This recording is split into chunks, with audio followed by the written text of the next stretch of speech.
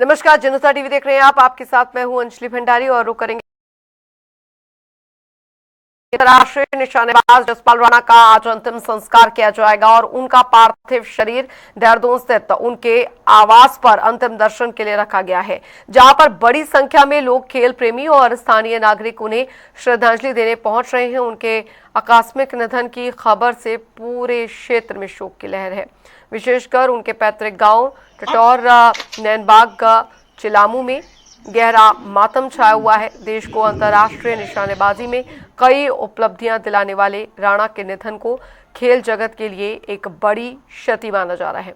उनके चाहने वाले और प्रशंसक उन्हें एक प्रेरणादायक खिलाड़ी के रूप में याद कर रहे हैं।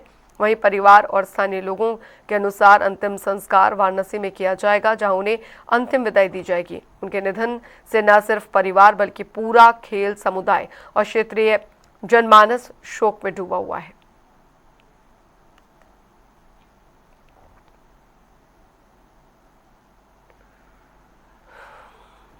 तो देहरादून में अंतिम दर्शन के लिए उनका पार्थिव शरीर रखा गया है और अंतिम दर्शन के लिए कई नेता जो हैं वो भी वहां पर पहुंच रहे हैं। कई उनके जो परिचित है वो वहां पर पहुंच रहे हैं। राजकीय सम्मान के साथ जसपाल राणा को अंतिम विदाई जो है वो दी जा रही है। पैतृक गांव में मातम का माहौल है। देश का गौरव बढ़ाने वाले जसपाल राणा भले ही इस दुनिया में नहीं रहे,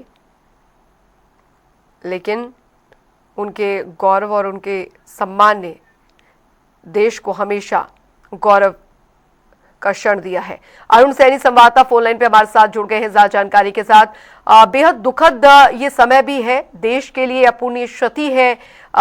ये जसपाल राणा हमारे बीच नहीं रहे, इस दुनिया में नहीं रहे, लेकिन उन्होंने जो गौरव, जो सम्मान देश को अपने मेडल्स के जरिए दिलाया है, वो अरुण हमेशा याद रखा जाएगा। जी बिल्कुल। देखिए, महान शूटर और कोच जसपाल राणा के निधन से पूरे देश भर में शोक की लहर है और उनका इस तरह जाना और असमय जाना सभी के लिए एक अपूर्णीय क्षति है और खासतौर पर खेल जगत के लिए एक अपूर्णीय क्षति है। जिस तरह से उन्होंने भारत की निशानेबाजी को अंतरराष्ट्रीय पटल पर जो है एक ख्याति प्राप्त कराई है, जिस तरीके से उन्होंने कई मेडल जीते हैं और जो सबसे कम उम्र में उन्होंने 12 साल की उम्र से ही उन्होंने जो है मेडल जीतने का सिलसिला वो शुरू हो चुका था। 10 साल की उम्र में शुरू किया शूटिंग सीखना और 1 साल के अंदर राज्य स्तरीय और राष्ट्रीय स्तर तक खेलों में प्रतिभाग वो करने लगे और 12 साल की उम्र में उन्होंने रजत पदक जीता। उसके बाद जो उनकी उपलब्धियां हैं वो लगातार बढ़ी रही थी। जिस तरीके से लगातार मेडल जीतने का जो सिलसिला लगातार वो चला जा रहा था, तो ऐसे में उनका इस समय जाना और जो उन्होंने देश के लिए जो कई मेडल जीताए, और चाहे वो कॉमनवेल्थ गेम्स में हो, एशियन गेम्स में हो, और हाल ही में ओलंपिक में मेडल जीतने वाली मनु भाकर के वो कोच रहे हैं, तो इस तरह से उनका जाना एक अपूर्णीय क्षति जो है वो सभी के लिए भी है। और कई मुश्किल परिस्थितियों में उन्होंने भारत को मेडल जिताए हैं। एक बार दर्द से कराते हुए उन्होंने भारत को मेडल जिताया था जिसमें वो गोल्ड मेडल जीते थे। तो इस तरीके से कई किस्से कहानियां उनकी हैं। खेल जगत से लेकर राजनीतिक तक का सफर उनका रहा। एक बार वो चुनाव भी लड़ चुके हैं। उत्तराखंड में 2009 में लोकसभा का चुनाव वो भारतीय जनता पार्टी के टिकट पर लड़े थे। 2012 में स्टार प्रचारक भी रहे कांग्रेस से। इस तरीके से खेल जगत से लेकर राजनीतिक तक उनका सफर रहा। और आज कल जो है जब उनका निधन हुआ, वो जो है मैक्स अस्पताल में उनका निधन हुआ, कल ही में डिस्चार्ज होना था और तो अचानक से उनके हार्ट में प्रॉब्लम हुई और उनका निधन हुआ। इसके बाद उनका जो पार्थिव शरीर है वो देहरादून में लाया गया उनके आवास पर, और यहाँ पर राजनीति से लेकर के खेल जगत तक के सभी जो है बड़े चेहरे, बड़ी हस्तियां यहाँ पर पहुंचे उनके अंतिम दर्शन करने के लिए। और जो मनु भाकर भी यहाँ पर पहुंची और अपने कोच को देखते हुए, वो उनकी को याद करते हुए, श्रद्धांजलि देते हुए वो भावुक हो गई और जो है भावुकता के साथ उन्होंने श्रद्धांजलि नम आंखों से अपने कोच को दी।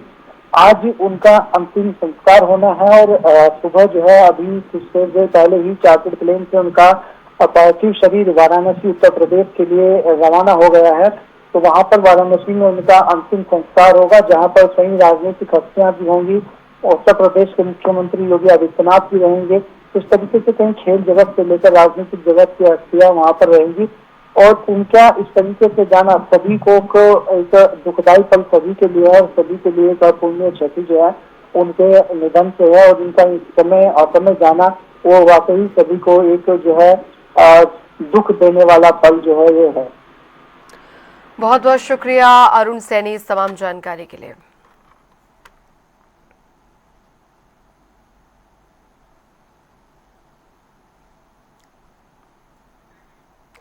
तो वाराणसी में अंतिम संस्कार होगा। वाराणसी के मणिकर्णिका घाट में वहां पर पूरी व्यवस्था है। मुख्यमंत्री योगी आदित्यनाथ भी उत्तर प्रदेश के वहां पर मौजूद रहेंगे। उससे पहले देहरादून में उनके पैतृक गांव में उनका शव जो है, उनका पार्थिव शरीर जो है वो वहां पर रखा गया था। पूरे राजकीय सम्मान के साथ उन्हें अंतिम विदाई दी गई।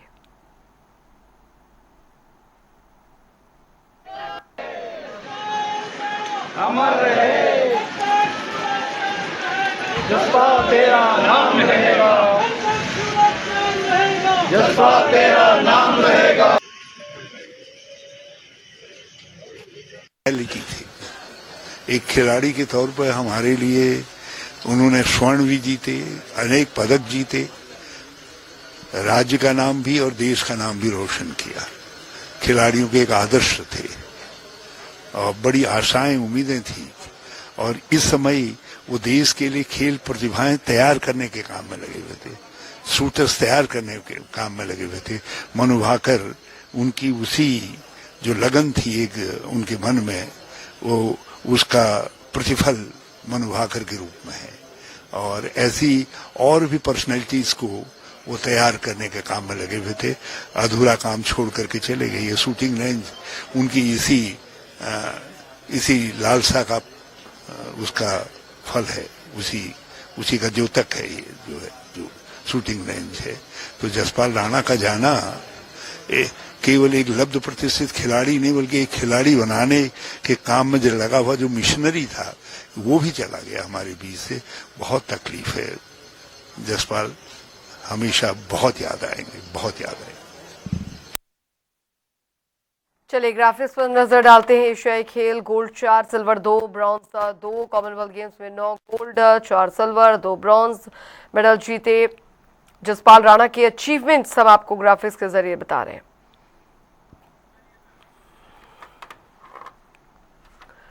आगे बढ़ेंगे। एक बड़ी खबर, बड़ी जानकारी आ रही है, उसका रुख यहां पर कर लेते हैं। तो बड़ी खबर आ रही है, उसका रुख कर लेते हैं। आईएमए में 158वीं पासिंग आउट परेड का आयोजन आज राष्ट्रपति द्रौपदी मुर्मू ने परेड की सलामी ली। इस वक्त की बड़ी खबर आपको बता दें, राष्ट्रपति बतौर मुख्य अतिथि शामिल हुई हैं। ये बड़ी खबर, सीएम धामी भी परेड में शामिल हुई। ये इस वक्त की बड़ी खबर आपको बता रहे हैं। 9 महिला और 515 जेंटलमैन कैडेट्स पास आउट हुए हैं। 481 कैडेट्स इस वक्त की बड़ी खबर। 16 मित्र देशों के 34 कैडेट्स पास आउट हुए हैं। आईएमए में 158वीं पासिंग आउट परेड का आयोजन। राष्ट्रपति द्रौपदी मुर्मू ने परेड की सलामी ली है। बता दें आपको, राष्ट्रपति बतौर मुख्य अतिथि शामिल हुई। सीएम धामी भी परेड में शामिल हुए। इस वक्त की बड़ी खबर आपको बता दें, 9 महिला 515 जेंटलमैन कैडेट्स पास आउट हुए हैं, जिनमें आपको बता दें 481 कैडेट्स भारतीय सेना का हिस्सा बने हैं। जानकारी, 16 मित्र देशों के 34 कैडेट्स भी पास आउट हुए हैं। आईएमए में 158वीं पासिंग आउट परेड का आयोजन। राष्ट्रपति द्रौपदी मुर्मू ने परेड की सलामी ली। राष्ट्रपति बतौर मुख्य अतिथि शामिल हुई पासिंग आउट परेड में। सीएम धामी भी परेड में शामिल हुए।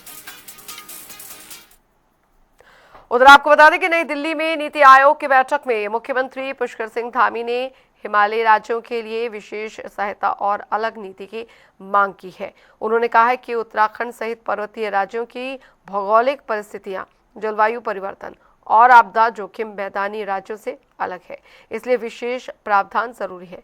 सीएम धामी ने ग्लोबल वार्मिंग और बढ़ते पर्यटक दबाव का भी उल्लेख किया। उन्होंने कहा कि उत्तराखंड विकसित भारत के लक्ष्य में अहम भूमिका निभाएगा और विकास की नई ऊंचाइयों तक पहुंचेगा। नीति आयोग जो कि आदरणीय प्रधानमंत्री मोदी जी की अध्यक्षता में एक गवर्निंग काउंसिल है जो पूरे देश भर के सभी राज्य उसमें प्रतिनिधित्व अपना करते हैं, अपनी अपनी बात करते हैं। हमारे राज्य उत्तराखंड की भी बात उसमें हुई है। एक बड़ा दस्तावेज जो उत्तराखंड की ज़रूरतों के मुताबिक, यहाँ की चुनौतियों के मुताबिक हमारा था, उसको हमने भी वहाँ प्रस्तुत किया है। इसमें ग्लोबल वार्मिंग से लेकर हमारे राज्य के अंदर जो तमाम प्रकार की जो हमारी चुनौतियाँ हैं मौसम से संबंधित, हिमालय राज्यों की जो अपनी चुनौतियाँ हैं, जिसका एक अलग प्रकार से नियोजन होना चाहिए। सभी राज्यों के लिए जो एक समान नीति है, उसमें हिमालय राज्यों के लिए थोड़ा अलग से प्रावधान होना चाहिए। हम पूरे देश भर के वर्ष में लगभग जितनी हमारी यहाँ की जनसंख्या आबादी है, उससे 8-10 गुना ज़्यादा लोगों का प्रबंधन करते हैं। हमारे यहाँ बहुत बड़ा फुटफॉल है, तो वो सब बातें वहाँ पर रखी है। और विकसित भारत के संकल्प में हमारा भी योगदान है, हर दृष्टि से हम उसमें योगदान करें। उसके लिए ज़रूरी है कि उत्तराखंड भी विकसित हो, तो उसका प्रस्ताव यहाँ से रखा है। कटिमा विधानसभा की उधर उत्तराखंड में भारतीय जनता पार्टी ने संगठन को मजबूत करने के लिए बड़ा अभियान शुरू किया है। मुख्यमंत्री पुष्कर सिंह धामी ने बताया कि प्रदेश के 70 विधानसभा सीटों पर वरिष्ठ नेताओं को जिम्मेदारी दी गई है। तय किया गया है कि सभी नेता अपने अपने क्षेत्रों में 24 घंटे का अनिवार्य प्रवास करेंगे और इस दौरान वे समाज के विभिन्न वर्गों से संपर्क करेंगे और कार्यकर्ताओं के साथ बैठक करेंगे। बूथ स्तर तक संगठन को मजबूत करने और जनता से फीडबैक लेकर चुनावी रणनीति को धार देने का जोर दिया जा रहा है। तय हुआ है कि पूरे प्रदेश के अंदर सभी विधानसभाओं में हमारे सभी प्रमुख लोग एक एक विधानसभा में जाएंगे, जिसको जहाँ की जिम्मेदारी मिली है पूरा 24 घंटे का उनका वहाँ प्रवास रहेगा। उसमें एक स्ट्रक्चर्ड कार्यक्रम है, सभी से मिलने का है, संवाद का कार्यक्रम है, अनेक वर्ग के लोगों से संपर्क अभियान है, कार्यकर्ताओं से मिलना है, कोर कमेटियाँ हैं, वो सभी काम जो संगठनात्मक स्तर पर तय किए गए सब करेंगे। उधर मुख्यमंत्री पुष्कर सिंह धामी ने देहरादून स्थित पद्मश्री सम्मानित अंतर्राष्ट्रीय निशानेबाज जसपाल राणा के आवास पहुंचकर श्रद्धांजलि अर्पित की। उन्होंने पार्थिव शरीर पर पुष्प अर्पित कर गहरी शोक संवेदना व्यक्त की और दिवंगत आत्मा की शांति के लिए प्रार्थना की। मुख्यमंत्री ने शोकाकुल परिजनों से मिलकर उन्हें सांत्वना दी और इस कठिन समय में धैर्य प्रदान करने की कामना की ईश्वर से।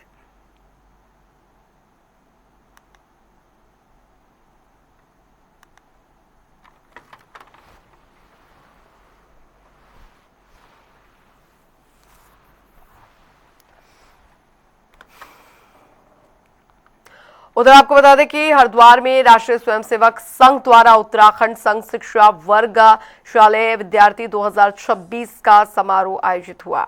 बता दें आपको, कार्यक्रम में स्वयंसेवकों, बीजेपी नेताओं और कार्यकर्ताओं ने बड़ी संख्या में भाग लिया। प्रशिक्षण प्राप्त स्वयंसेवकों ने दंड योग और व्यायाम और सांस्कृतिक गतिविधियों का प्रभावशाली प्रदर्शन किया। समारोह में राष्ट्रभक्ति, अनुशासन और साथ ही संगठन के महत्व पर जोर भी दिया गया। मैं समझता हूँ बहुत अच्छी पहल है और आज स्पेशली देश के युवाओं के लिए तैयार होने की जरूरत है। आप चारों तरफ जैसा माहौल देख रहे हैं, तो और भारत देश में हमने ये संकल्प लिया है कि 2047 तक भारत को एक विकसित राष्ट्र के रूप में हम निर्माण करेंगे। तो ये जो पहल है, ये इसके लिए युवाओं को तैयार करना बहुत जरूरी है। हमारी पीढ़ी ने और हमसे पहले वाली जो पीढ़ी है, 1947 के बाद में अगर आप देखें तो देश किन हालत में था और आज देश की इस हालत में है। अगर आप सिर्फ इलेक्ट्रिफिकेशन देखें तो तकरीबन 100% इलेक्ट्रिफिकेशन हो चुका है। संघ के 15 दिवसीय प्रशिक्षण वर्ग में शारीरिक, बौद्धिक, मानसिक विकास की अनेक बातें, तो जैसा हमने प्रदर्शन में भी देखा कि आत्मरक्षा के लिए नियुद्ध, दंड युद्ध, एसटी और समता जो संचालन अनुशासन बना रहे, इसके लिए 100 साल पूरे हुए। उसके बाद में ये जो शिक्षण शिविर यहाँ लगाया गया, जहाँ पे बच्चों को अनेक पूरे उत्तराखंड के अलग अलग जगह से सारे बच्चे आए, जिनको ट्रेनिंग दी गई, वो सब समरसता की भी दी गई, उनको स्मृति की भी दी गई, उनको ज्ञान। उधर आपको बता दें कि रुड़की के शेरपुर गांव में दरअसल आयोजित किसान वैज्ञानिक का चौपाल में किसानों को आधुनिक खेती और रोजगार परक कृषि तकनीकों की जानकारी दी गई। कार्यक्रम में उत्तराखंड सरकार के कैबिनेट मंत्री प्रदीप बत्रा ने किसानों से संवाद कर साइलेंस फार्मिंग और साथ ही साथ मशरूम उत्पादन, आधुनिक सब्जी उत्पादन, पशुपालन और मत्स्य पालन जैसे विकल्पों को अपनाने का आह्वान किया। इस दौरान किसानों को कृषि किट, उन्नत खाद और पशुओं के लिए मुफ्त दवाइयों का भी वितरण किया गया। मंत्री ने कहा कि नई तकनीकों को अपनाकर किसान कम लागत में अधिक उत्पादन और आय बढ़ा सकते हैं।